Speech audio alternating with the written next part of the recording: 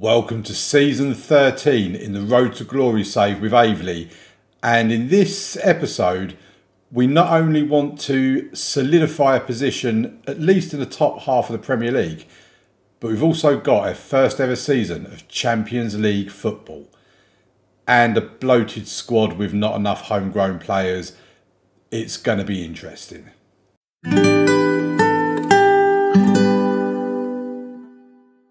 I think we should start with a bit of a history lesson for anyone that's not previously watched the Aveley save.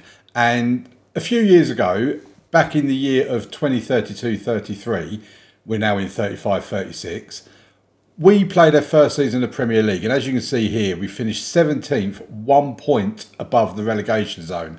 Brentford, Crystal Palace and Norwich getting relegated. The following season, we performed better. We got 8th in the Premier League. 61 points, a nice top half finish. Last season was kind of special because last season we finished 5th, qualified for the Champions League purely because the top 5 in the Premier League most seasons tend to get the 5th place as a Champions League spot with the coefficient rankings and all that. We finished with 75 points. We're continuing to improve. And yeah, because we finished 5th, we qualified for the Champions League. We also won our first trophy. If we go and have a look at my profile, is it going to be on my profile? Carabao Cup winners, there you go. So we won the Carabao Cup. The previous year, we were runners-up in the Carabao Cup. But yeah, a nice Carabao Cup win. So we was going to get into Europe anyway. But finishing 5th obviously helped with that. Now, I'm going to take you into the squad. While I do, leave a like on the video and subscribe to the channel if you want to see more of the Aveley Road to Glory save. Like I say, we're in season 13 now. From end of season 4 to season 5 up till now is available on a playlist in the channel.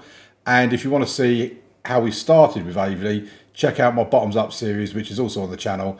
That Aveley is a club basically we started with there in the Vanarama National League South. Now, obviously to be in the Champions League, we need to have 8 players minimum that are known as homegrown. 4 need to be homegrown at club and the rest can be homegrown in nation. As you can see here, we've only got Ewan Todd and Bruce Pratt who are homegrown at club. Now, Bruce Pratt we would keep about anyway. He's a good player. We have a look at his history. He's played regularly for us ever since League One. He's played regularly for us. And he's been a good player. He's not scored for a few years, but he's in a more defensive role these days than what he used to be. Ewan Todd, he had a lot of potential when he first joined us. Again, I think he's been with us around the same amount of time. He might have even been a little bit, yeah, League One. He joined us at the same time. And as you can see, League One and the Championship, he really excelled. Then he dropped off in the Premier League. You know, the step up was probably a bit too much for him. Last season, barely played for us, to be quite honest. But we'll keep him around for this season because he is a homegrown at club player. But then we've got all these players that are homegrown at nation, but a lot of them are players we really don't want. So like Daniel White will probably keep around because he can be a useful player for us. He's got a bit of potential. But then when Junior Nwosu is currently on his way out of the club, so he will be leaving as a left back. We will need to get another left back in to replace him. Stuart Hunt, who is 21 years old, he won't become homegrown at club, so homegrown at nation is the best he's going to be. He's a young striker with some potential. Ainsley Burbage, again, he don't really cut it for us as a centre back. Neil Lovell has again failed to live up to expectations, and then we have Jacob Devaney, who is probably going to be on his way out. He's on loan last season to Dundee United. Oh, he's been there for a little while, to be fair, and you know he hasn't played. He's played a couple of seasons in the Premier Division for us. Done reasonably well, but no great shakes. But again, he's another player. He's been with us since League Two. So we need to be moving quite a few players on. And I don't know if we're going to be able to get many players out because people don't really tend to want to buy our players. But we do have a little bit of transfer news. If we just go into the transfer history and go back to this part of it. So on the 22nd and 24th of June, we brought in 2 players to the value of £29 million. Miguel Neto potentially rising to 35 million, so that would be a total of 41 million for the 2 of them. Lorenzo Espirito Santo from Como came in for 6 million. I think he's a pretty decent player. He's a striker, 16 for finishing. He's got good determination, flair, off the ball, agility, his anticipation and composure is pretty decent as well. His passing leaves a lot to be desired. But in every other attribute, and maybe his balance isn't great, but in every other attribute that he needs for that role, he's more than decent in that. And like I say, we bought him in for 6 million. He's now got a value of 12.5 to 17 million. 26-year-old Portuguese under 21 international. I think he'll be a good fit for us at the club. And then Miguel Neto, we bought him from Balanenses for 23 million, potentially rising to 35 million. Defensive midfielder. He's better than Bruce Pratt. We may use Bruce Pratt more in this role. We could also use him there, but he is preferred as a deep line playmaker in the defensive midfield position. Again, I mean, look at his passing, look at his technique, his bravery, his balance. He's got decent attributes. He likes to dictate the tempo as well. We could probably do with someone like that. And at 23 million, valuation of 46 to 57 million, he adds a lot to us as well. However, we've not bought anyone since then. And if we go to the actual transfer centre, Junior Nwosu is, like I say, on his way out for £13.25 million to Elba. He's going through the contract stage at the moment. And Sammy Ballinger is going out on loan to Peterborough for the season. They're paying 30% of his wages. I mean, he's not on much anyway. He's one of their youth players. If we have a look at his contract, he's on nearly £6,000 a week. Now, the problem we've got is, in terms of our squad and not having enough players trained at club, the simple answer to that is, well, bring players through your youth system. But we don't really have a youth system. We have an average under 21s and a below average under 18s. Every single one of our youth intakes is terrible. The only reason we've got younger players here is because I've brought them through. If we go and have a look at, say, Lewis Price, for example, who has designs of being a striker, can play out on the left, out on the right, through the middle, if need be. But if we actually have a look, I don't even know if he's homegrown at club, to be quite honest. If we have a look at his eligibility, no, he's homegrown at Manchester City, but not with us. He's been with us since 2032, so he's been with us 3 years now. So if he's not homegrown by now, then he's never going to become homegrown. And if we actually have a look at the actual squad, we've got Kingsley Moses here, who is homegrown at Nation. He's one of our high potential players. He's 21 already. There's just nobody here that's going to cut it. And if we have a look at the squad of the under-18s, again, there's no one here that's going to cut it for us. You know, so I need to forward plan, so to speak, and I need to actually have a look at players in the transfer market that are 17, 18 years old that we can bring in and that can potentially offer something to us in the future. Looking at the finances, I mean, our overall balance, we've got 57.9 million in the bank. We're absolutely wonderful there.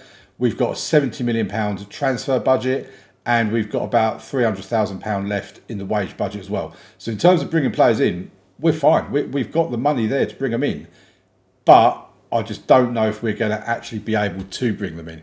If we go to the scouting area, go to players in range, we'll edit this down if it wants to let us. Take off the striker. We'll change this to 18. We'll change that to any and any position, basically. And this is what we kind of need to be looking at. So if we filter the age to 15 and see how far we scroll until anything comes up. I mean, as you know, this is all unknown. I mean, we had a scout report there, but that's an F, so there's no point going for him. And there's one there that's an E, there's no point going for him. It's going to be a long old look for me. So what I'll do is I'll come back to you shortly when I've had a good look through here and hopefully found some talent that we can maybe bring in. So Junior Nwosu has left. He's gone to Elba for £13.2 million. And that's a new record transfer fee received for us. The previous record was £10 million, selling Roman Rolon to Sunderland. And yeah, that's all looking good. Dynamics, I don't think are going to be looking very good. I'm going to click on it now. Oh, they're better than I thought they'd be. So we've got a few issues. So Leighton Alexandra wanted a new contract. I've had several players wanting new contracts, so I've given new contracts to a couple of them. David Mutangura being the most recent. But now I'm just getting fed up with everyone wanting a new contract. So Leighton Alexandra wanted a new contract. I went into negotiations with him. He wants a ridiculous amount. He wants me to basically double his pay. So I told him to sling his hook and he's not having it. And now he's not happy. And Leroy Arias, who joined us last year, wants a new contract. So I've told him no, he can get stuffed. He signed a new contract last year. I'm not giving him a new contract every year just because he wants one. So he's now not happy either. Selakovic still wants to leave. He says unhappy. The promise made to convince him to sign has been broken. I don't know what that's about. He's basically agreed to wait until someone activates his minimum fee release clause, which if we look at his minimum fee release clause, it is £19 million. And he's not leaving until someone offers it, basically. So he's probably going to stay because he's probably not good enough for 19 million. Neil Lovell also wants to leave. I need to try and keep him if I can because he does help with the homegrown quota. So, yeah, there's a bit of discontent going on at the club. I don't know what's going on here. We've got offers for all of these. Yeah, we'll accept that. Ballinger can go. If we have a look at the season preview as it stands at the moment, we are expected to finish 18th. And if we can't get people happy, then we may well be finishing 18th or lower. In terms of players coming in, we have put in a bid for Tanguy Trove, something like that. Look at his physicals. He's a left side inside forward. Look at them physicals, acceleration, agility, balance, jumping reach, pace. He's a 6'4" inside forward. His bravery, his determination. He's even a bit of a leader as well. You know, his dribbling, finishing and first touch is pretty reasonable. If he comes in, that'll probably upset Leighton Alexandra even more, but I'm past caring at this point. So I'm trying to offload people. I'm getting absolutely nowhere. I do need to bring in a left back. If we have a look at our squad planner, all we've got is Leroy Arias, who, providing he ends up staying with us and isn't unhappy for too long, he will end up being our first choice left back. Yes, he's only 2-star current ability, but he is 4.5-star potential ability. But I need to find someone that can cover up for him. On the right-hand side, we're fine. In the centre of defence, we're fine. We're pretty much fine everywhere else. I just need to find a left-sided wing-back. And, yeah, we need to try and move on some players because we're going to have a lot of unhappy players when it comes to registering people for the Champions League. So I'll see you again shortly. Tanguy Trove is in. We've bought him in for 10 million, 4-star current ability, 5-star potential. He's listed as a B-. Their approach to the game can only be a positive. We'll add him to a training camp squad. We'll send him on an intensive language course and we'll ask the prat of the group, Bruce, to welcome him. Left-sided winger, lovely jubbly. Then we move on to another player we're hoping to bring in. His work permit will be decided in the next few days. It's Gaishao Mbemba. He's coming in for about 15, 20 million. He plays on the left side. He's 2-star current ability with 4.5-star potential ability. He's happy to come in as a squad player. He'll be there as a backup to Arias and providing competition for Arias. So that's basically Nwosu's replacement, basically. Then we look at, we've got a load of staff that are due to come in as well. And we've offered contracts to people, there's work permits going on. We have brought in a couple of staff already.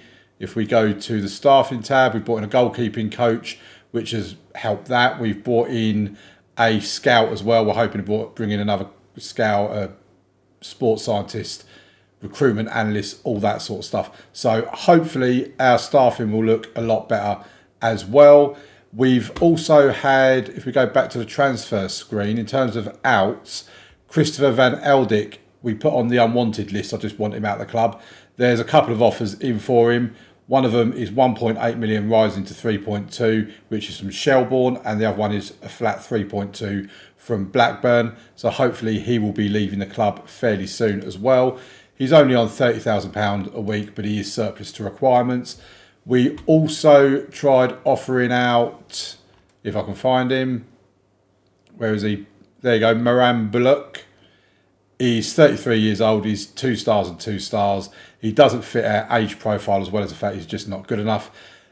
But nobody's interested in him. He is wanted. There is interested parties there, but they only seem to be interested in a loan move.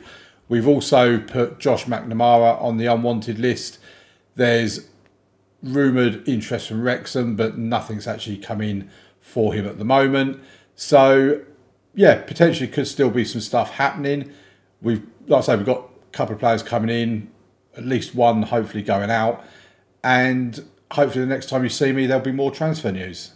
So the season preview then, we're still expected to finish 3rd bottom. This has been a horrible transfer window. In terms of staffing, I've kind of given up trying to recruit for these. We've got most of the positions filled, but we've got a sports scientist that isn't, and we've had a hell of a job trying to get performance analysts through the door, because every time we recruit one, we then get one poached from another club, and then when we try to get the replacement for that, they either agree a contract with their current club or just agree to join somebody else. Oh, it's been hard work. As you can see, staff-wise, in terms of our coaching, we're pretty much the best coaching setup in the league. It's only goalkeeper coaching we need slight improvement on, but otherwise we are top quality for coaching.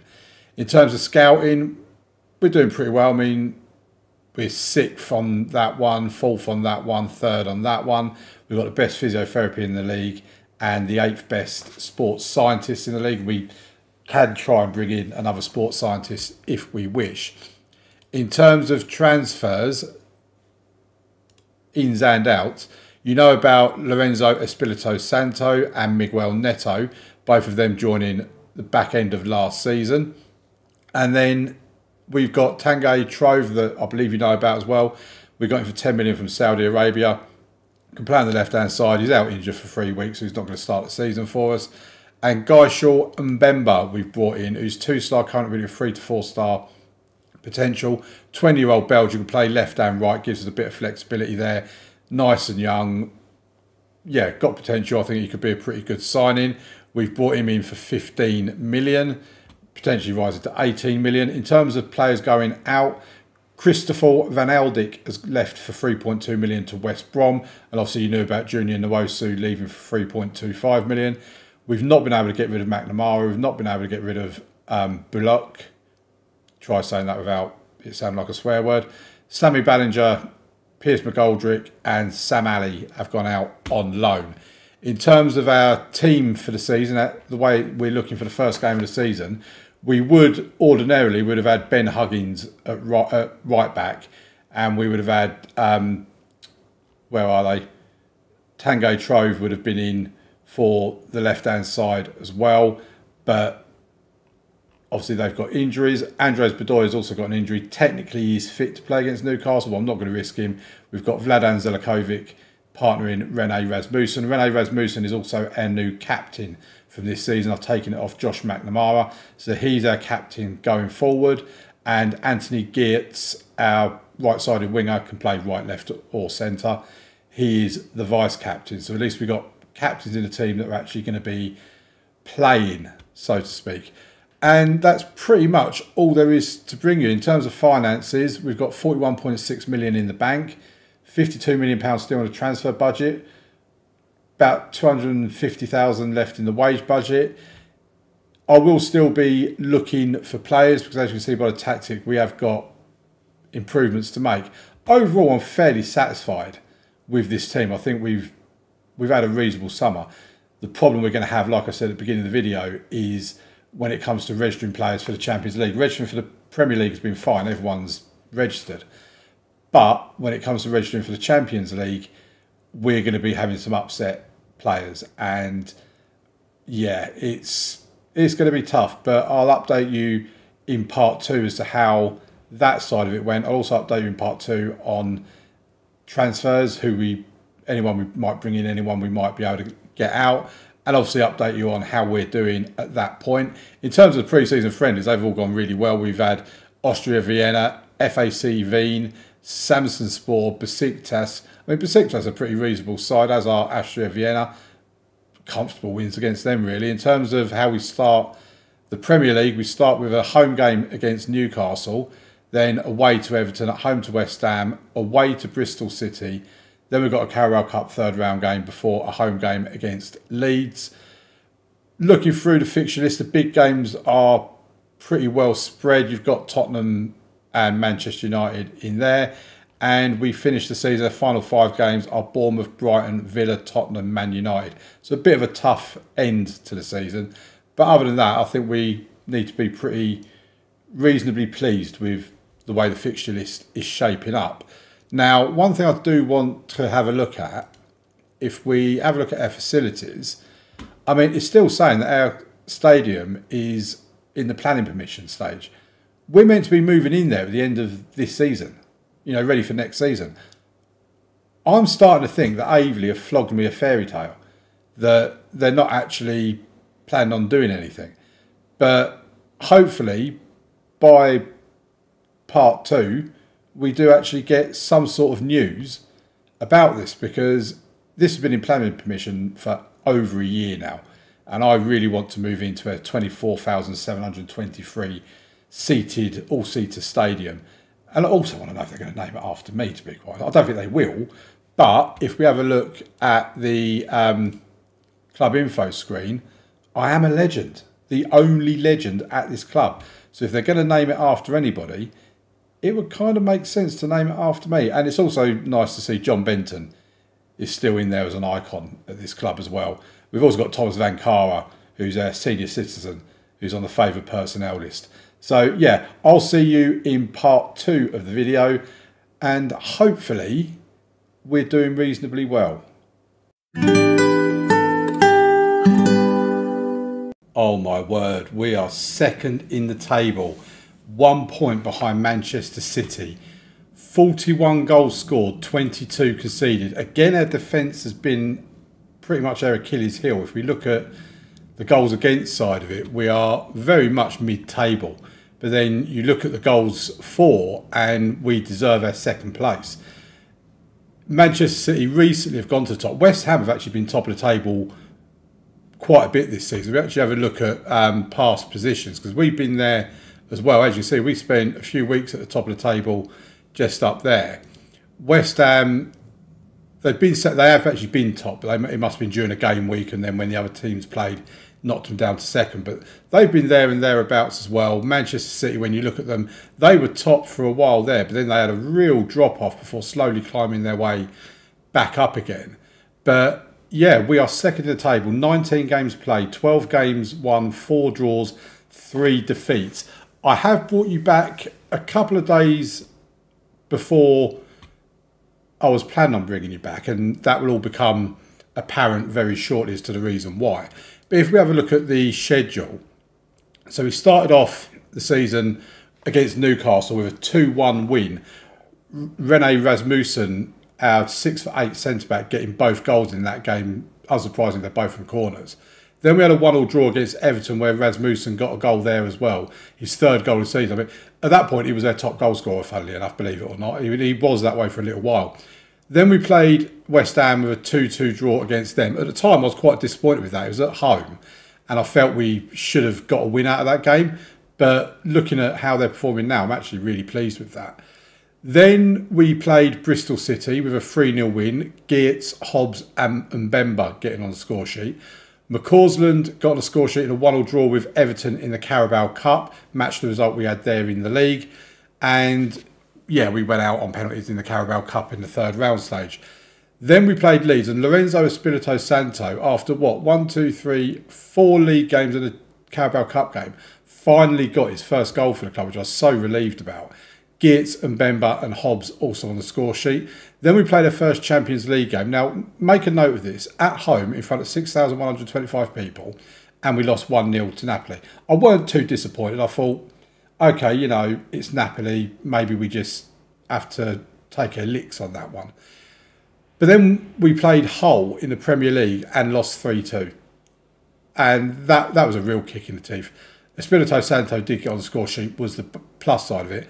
Then we played Lyon away from home in the Champions League and got absolutely thumped 4-0.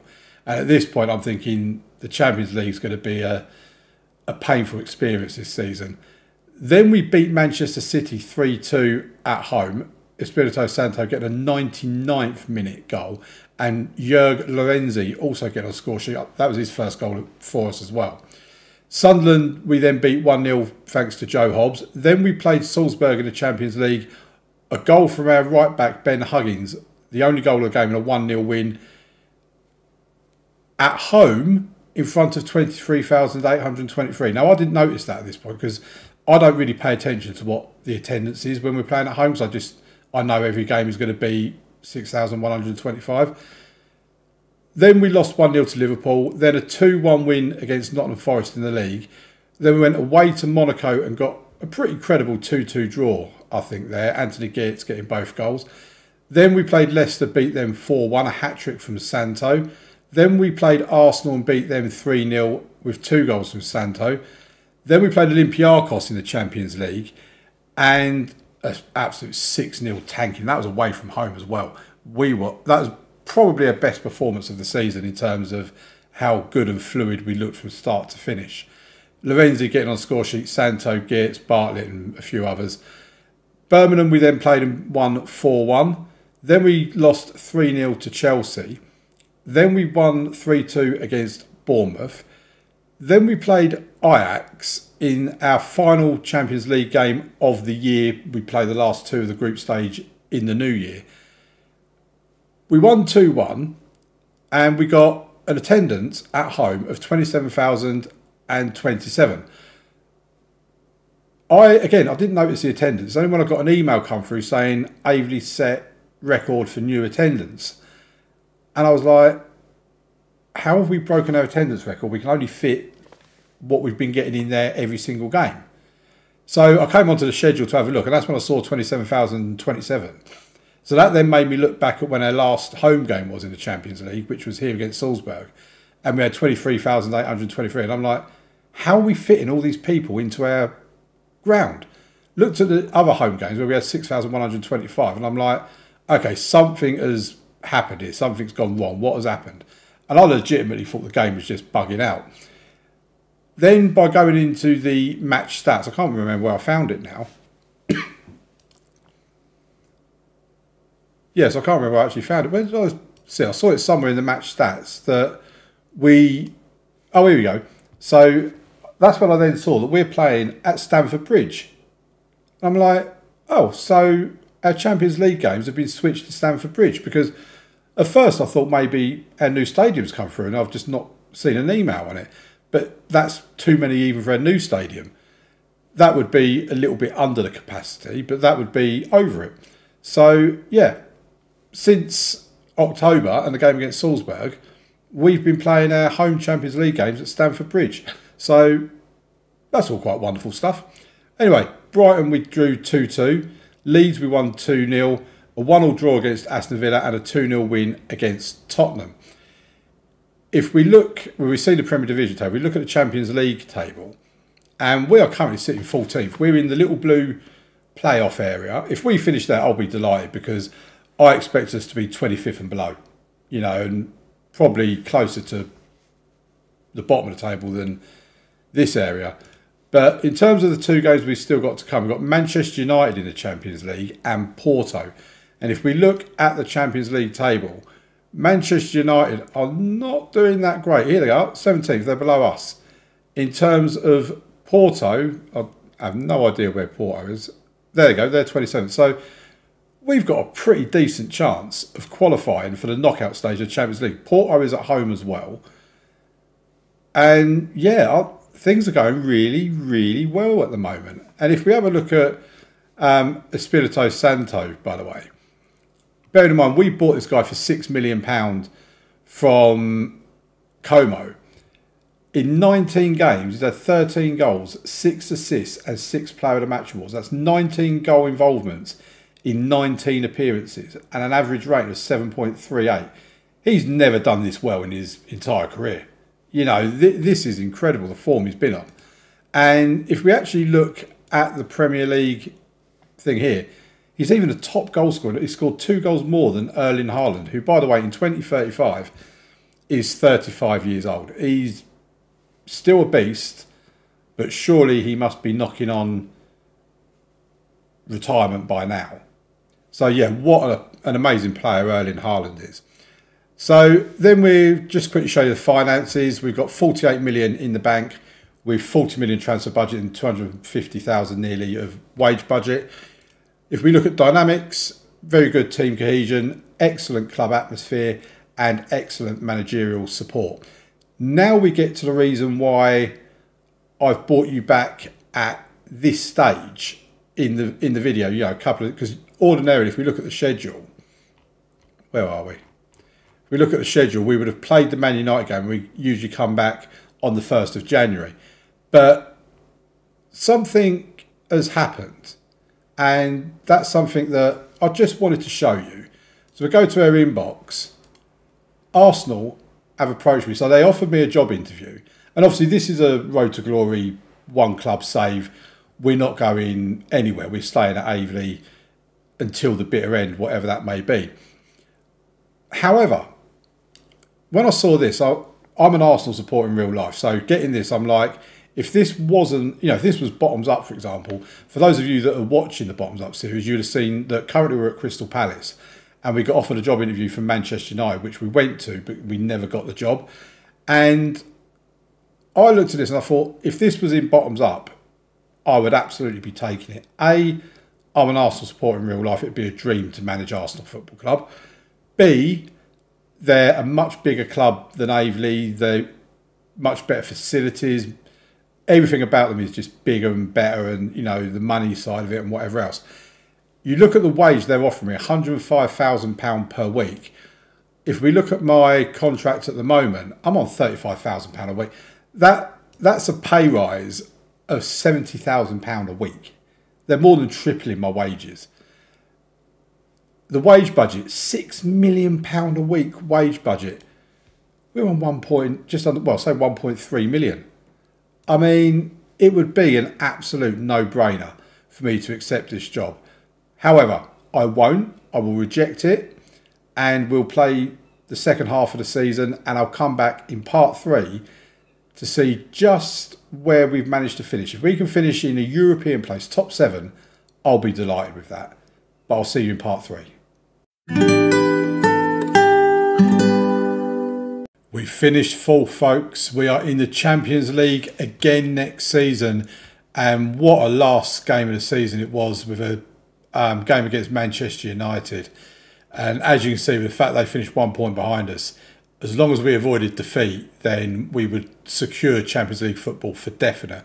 Man United are probably going to get it, A, because 5th place usually does, but B, because they are in the Champions League final against AC Milan. So you'd probably fancy United to get the win in that game. But the big news, West Ham have won the Premier League. Now, this is the second lowest amount of points since this save's been going, so that's 13 years, for a team to win the Premier League. And Manchester, even though they only lost 4 games all season, actually lost both games against us, which I find absolutely staggering. They also lost against Birmingham and Newcastle. We actually are the only teams who've beaten them at home in the Premier League this season. But we did come up a cropper against them in the Champions League, but we'll get to that in a moment. So, yeah, 72 points we finished on. It's 3 points less than last season, but 1 place better than last season. Leeds, Nottingham Forest and Birmingham have been relegated. I mean, Leeds have been relegated for a little while. Arsenal finished 7th. Chelsea finished 9th. Liverpool finished 10th, although they have got a Conference League place this season. And if we have a look at the stats, I want to have a look at the player stats. Erling Haaland has finished as top scorer, surprise, surprise, with 27 goals. Roberto Ray of Tottenham, I mean, he looks pretty decent, doesn't he? A value of over £200 million. I mean, if this is what players cost in the future, then football is just getting worse and worse. So this guy is Tottenham's striker, 83 goals in 208 appearances. It's okay, I suppose. It's not bad. Hang on, where's this gone? We wanted goals. No, didn't want Erling Haaland. We want goals. Why is it not showing me goals? Don't want Man City either. I want goals. Oh my word, what is going on here? Right, it's not going to show me the actual goals. So if we go into the competition, Erling Haaland, Norbert, and then Espirito Santo, our striker, 19 goals for the season. Considering he cost £6 million, and he's had a fantastic. We've really missed him towards the end of the season. He's been out for a few games towards the end of the season, but 26 goal contributions from 32 games. He did slow down a little bit in the second half, but that's a pretty decent return. On the plus side, we've only getting 19 goals, means we didn't have to pay him a bonus for getting to 20 league goals. But yeah, it's been a pretty strange season. I just want to show you the medical centre because the injuries have been horrendous. We've had 69 injuries. This one here, go away. This one here where it says about the amount of injuries we've got 2 at the moment. We've regularly been touching that red line for injuries, and it's been absurd. It really has. It's got to the stage where, I mean, you see here, after unfit, now injured, unfit, injured. It's been horrendous this season, but it's also been an amazing season. If we have a look at the competitions that we were in, we start off with the FA Cup. Not much happened there. We got to the 5th round. We beat Ipswich in the 3rd round 3-1. Then we beat Liverpool 4-2 in the 4th round, and then we lost to Everton 2-1 in the 5th round. To be honest, I was quite happy to go out of the FA Cup because the amount of games we were playing was just crippling us. If we have a look at the Champions League, we got through a group stage. If we actually have a look at the group stage, league phase, there you go. We finished 20th, so we just about qualified with 13 points. I mean, it was only 3 points off qualifying up here. AC Milan, as you can see, is 2nd. Man United, 8th. And after the Champions League phase, we then went into that knockout round where we got drawn against Napoli. Bear in mind, we lost 1-0 to Napoli at home in the original group phase. This time round, we won 3-2 at home. I say at home, at Stamford Bridge. And then we drew 1-1 away from home. What was quite interesting was, you'll see here against Porto, we didn't play at Stamford Bridge. We played at Parkside in front of 6,125 fans. I did have a look at the rules for the Champions League, and apparently you have to have an 8,000 seater stadium minimum to compete in the competition. So that's probably why we ended up moving to Stamford Bridge, and I'm assuming Chelsea must have been playing around this time, so therefore we couldn't play there. But we were back there. We earned over £1 million in gate receipts for that game there.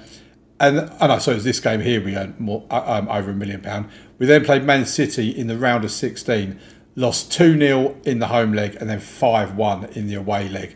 I mean, yeah, we beat them twice in the league, but they absolutely pummeled us in Europe. They really did.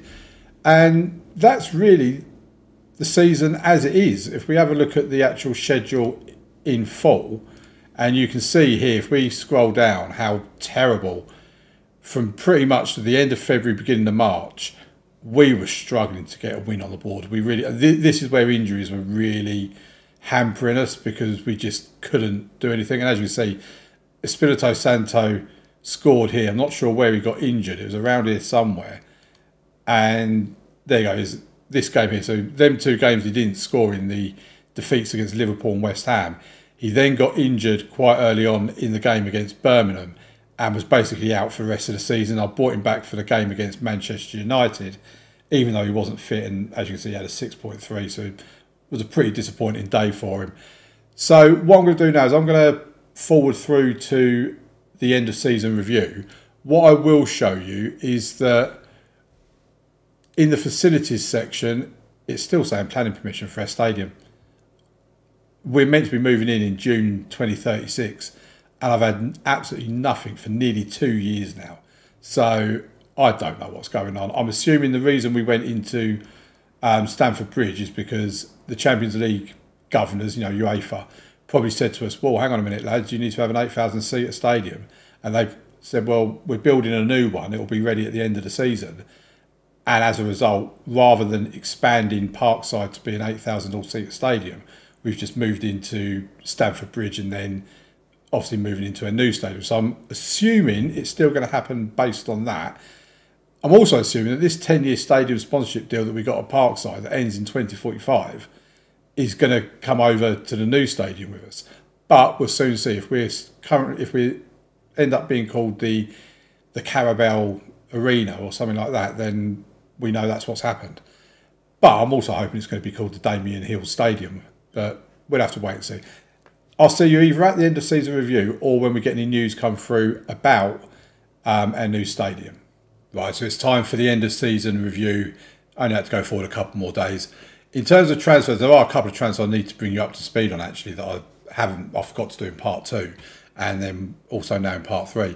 So a star signing is Lorenzo Espirito Santo. Not surprised they're star signing. Absolute bargain, especially for these figures. 45 appearances in total, 32 goal contributions at 7.06. Tanguy Trouvé, who was our winger that we got from, I think it was Saudi Arabia he come from. £10 million, 14 goal contributions in 42 appearances, 7.01. He was pretty decent as well. If he could stop getting injured as much would be amazing. Rifat Goncharov, now he came in from Shakhtar Donetsk for 27.5 million. He's only made 8 appearances. Basically, the reason he came in is because we were under the impression that Rasmussen was going to be leaving in the January transfer window. There was numerous clubs interested in him. Leicester were the first club to meet his minimum fee release clause, so I couldn't do anything about it. The board just automatically accepted it. He ended up rejecting Leicester because he wanted to continue playing continental football, which Leicester can't offer him. So I was happy about that. But there's also other clubs like Feyenoord and Hoffenheim and other clubs that are interested in him. So I went and bought Rifat Goncharov from Shakhtar Donetsk. I'll just show you, he's a 21-year-old centre-back, so he's nice and young. Got a good amount of height to him. Looks pretty decent. Got 5-star potential. He's not listed as a wonder kid, but he does look pretty decent. So we have brought him in and he will form a part of our centre defence, along with Bedoya and Rasmussen and Selakovic, and then him as well. They're sort of like our 4 centre-backs now. We also brought in Jörg Lorenzi. Sorry, finishing the story about Rasmussen. He never went anywhere. Hoffenheim also matched his release fee, but he rejected them as well. So he ended up staying with us. We got an extra centre-back for it. Jörg Lorenzi came in from Basel for 11.5 million. And where are we? Here we go. So 6 goals, 10 assists from 46 appearances. He's an attacking midfielder. As you can see there, he is a wonder kid, and he is a wonderful kid to have as well. 70 to 82 million is his valuation now. Like I say, we bought him for 11.5 million. Seems like an absolute bargain. Both Lorenzi and Miguel Neto were listed in the top 50 next-gen wonder kids. Neto came 3rd in that list, and Lorenzi came either 16th or 18th, something like that. And then we've got Gaishel Mbemba that we got in from Genk for 18 million. 44 appearances, 2 goals, 4 assists. I was quite happy with him. 20 of those appearances are from the subs bench.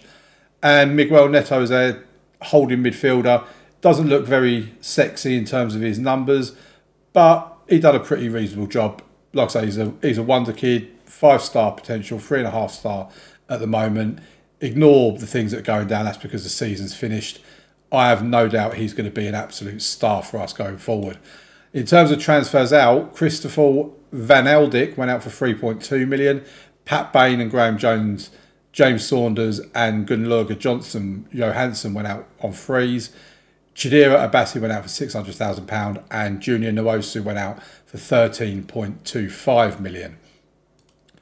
We then move on to a season 2 remember, and yeah, 4th in the Premier League. I am ecstatic with that. It was at one point it really did look like we were in with a chance of winning the league, but like I say, we fell off quite a bit towards the end. Ended up being 12 points off the top, which is a bit disappointing, but they just wanted us to avoid relegation. They're not very ambitious. Champions League, we got to the round of 16. We can't complain about that. We've got, what, 3 players that are our top scorer in that competition. I would have been quite happy if we went out of the group stage. So the fact that we got through the group stage, won the playoff, and then got through to the round of 16, absolutely delighted with that. I am disappointed with the FA Cup because I do like a nice cup run. Also disappointed with the Carabao Cup because I like a nice cup run. But I don't think we can handle many more games with the squad we've got, to be quite honest. Biggest win was a 6-0 win against Olympiacos. The match to remember was a 3-2 win in the Premier League at home against Man City. And goal of the season came from Adam Bartlett. Lovely goal from Miller's attacking midfielder Bartlett as he scored a fierce shot from 22 metres out. And that was in the game against Olympiacos as well. If we have a look at the finance, I'm quite surprised that broadcast revenue's down, considering we've had that run in the Champions League. But it is. But sponsorship is up by 10 million. That's down by 8 million. Our corporate and hospitality has gone up. Our competition prize money has gone up by like 42 million. And our matchday and commercial revenue has gone up as well. In terms of player shirt sales, Lorenzi, Trove, Fernandez, Espirito Santo and Bartlett topping that. We made 1.8 million from our shirt sales. Bear in mind, Trove, Espirito Santo and Lorenzi we bought in this year. So they were obviously good signings in terms of the merch. When it comes to how we lined up, 3 players in the green, Rasmussen, Trove and Espirito Santo. It's given us Fernandez in goal, Arias at left back, Huggins at right back, Bedoya and Rasmussen in the middle, Neto, Lorenzi and Hobbs in the midfield, Trove, Geertz and Espirito Santo as our attacking players. In terms of what I'm planning on doing next season, most of this I'm really happy with. I think we need to improve out wide because even though Arias, for example, did have some potential, he hasn't anymore. We do have the other chap, Mbemba, who's got potential. I think we need to bring in players that are actually 3.5 to 4-star current ability for the wide positions, and I think that would help us significantly with our defence because every season, last season, this season, our defence has been what's let us down quite honestly. In terms of the accolades, most league appearances by a player, Bruce Pratt now holds that with 241 appearances. Highest transfer fee received is Junior Nwosu with 13.2. In terms of the player awards, Espirito Santo is the fans' player of the season. Rene Rasmussen is the young player of the season. Santo is the signing of the season. Adam Bartlett with the goal of the season. Top goal scorer is Espirito Santo. Anthony Geertz with the most assists, 12 assists. I was looking at him actually because I remember last season he was tremendous with assists there. He's not had as good a season this season, but if you think 61 appearances, 19 goals and 16 assists in that time, he's been pretty decent for us. Good value for 22 million as well. Espirito Santo with the most player of the match awards. Rene Rasmussen with the highest average rating. And Rene Rasmussen has the most passes completed per 90 minutes. Really, Rasmussen, Santo, Geertz, kind of like the spine of our team, really, with Fernandez also in goal. I won Manager of the Month for November and for February. History in the making, Aveley performed well from the very beginning. Their early season football was a joy to watch. Aveley started better than anyone would have expected and rarely slipped up thereafter. And then the manager timeline is what it is. If we have a look at the finances, we started the season with about 43 million in the bank. So it's gone up to 71 million. We've made a profit of 5.3 million this season. Our transfer budget for next season, for the coming up transfer window, is 77 million and 1.2 million in the wage budget. We could always make that a little bit more if we want to, but we have at the moment got about 180,000 left to spend. So all is looking really rather rosy in the garden of Aveley. If we just have a quick look at the supporter profile, the hardcore's gone down by 8%. Fair weather, or gone down to 8%. The fair weather has gone up, is now 20%. We have 3,000 people on the waiting list still. 1.3 million social media followers, that's gone up, and the supporters' influence is high. And we'll accept the vision. It is what it is. It don't change from one time to the next. Dressing room atmosphere is excellent. Managerial support is excellent. These are our dynamics in terms of our team leaders. End of season meeting. I mean, I probably should have had a look at this to see what they want. So end of next season, become an established Premier Division team. We're actually ahead of schedule. We got a notification come through saying you're ahead of schedule because we're now an established Premier League team. So if we click on here, thank you for coming, blah, blah, blah, blah, blah. Premier Division for next season. The season's now finished and it's time to focus on what we can achieve going forward. I think we can earn a mid-table finish next year. That seems about reasonable. And they're pleased. There you go. I think that's the first time that's all gone green. We're not going to push our luck. We'll say that's it for now. And we'll speak to them in the summer. I don't want to push my luck too much after all. End of season break. training camp destination, USA, Germany, Austria, South Africa, Scotland, Netherlands, Singapore, China. I think we'll go to the States. We'll leave it as it was. Rasmussen in a Wolves shirt. I'm hoping to get him to sign a new contract where we can potentially take out this thing. We did try and get him to sign a new contract before, but he wasn't interested. And there you go. He's not interested because of the interest that's being shown in him, which is such a shame because he's such an important player for us. And the coach had told me, right, I'm going to forward on a little bit more. The aim is to forward on till the 1st of July. If I get any notifications before the 1st of July about a new stadium, then I'll let you know.